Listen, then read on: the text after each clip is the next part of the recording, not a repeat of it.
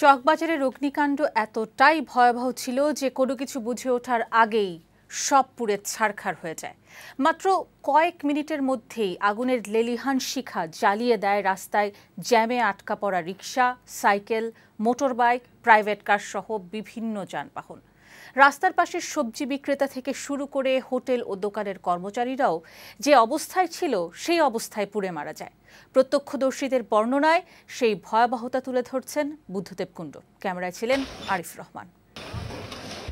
আগুন কতটা নিষ্ঠুর, নির্মম এবং লেলিহান হতে পারে তার প্রমাণ পুড়ে যাওয়া এসব যানবাহন।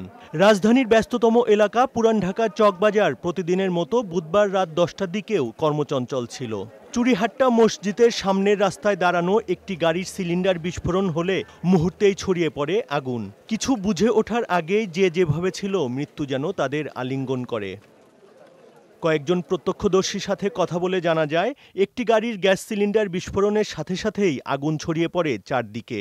একের পর এক বিস্ফোরণ ঘটে চারপাশের স্থাপনাগুলোতে। 5তলা ভবনের নিচতলায় রাসায়নিকের কারখানা এবং একই ভবনের 2 তলায় বডি স্প্রে, লোশন সহ দাহ্য পদার্থগুলোর অবিরাম বিস্ফোরণ ঘটতে থাকে। মূল সড়কে খাবার হোটেলের গ্যাস সিলিন্ডারও বিস্ফোরণ হলে জ্যামে আটকে পড়া যানবাহনের যাত্রীরা দগ্ধ হন। একটা বিকট শব্দ আসলো, তখন আমরা এদিক দৌড়ে আসলাম। আইসে দেখি যে একটা সিএনজি গাড়ি, তার উপরে ট্রান্সফারের উপর থেকে তারটা পড়লো।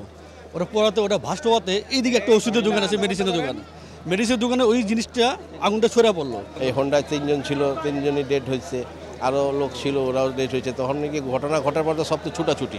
মোটর বাইকের চালক ও তার সঙ্গী যেমন বাঁচতে পারেনি, তেমনি পারেনি ফুটপাতের সবজি বিক্রেতাও। চুড়িহাট্টা এগুলো প্রচুর জাম ছিল, আজকের লেন এগুলো প্রচুর জাম থাকা অবস্থায় মানুষ যেভাবে স্পটে ছিল ওইভাবে স্পট ডেট হয়ে গেল। ভাস্ট হওয়াতে সরতে পারে না, কোন লড়তে পারেনি। আগুনের লেলিহান বিস্ফোরণ এমনই তেজি ছিল যে পাশের ভবনের ছাদ ধসে পড়ে প্রায় 10 ফুট দূরত্বে। ভেঙে পড়ে ইস্পাতের শক্ত খুঁটিও। বুদ্ধদেব কুণ্ডু, বৈশাখী সংবাদ, ঢাকা।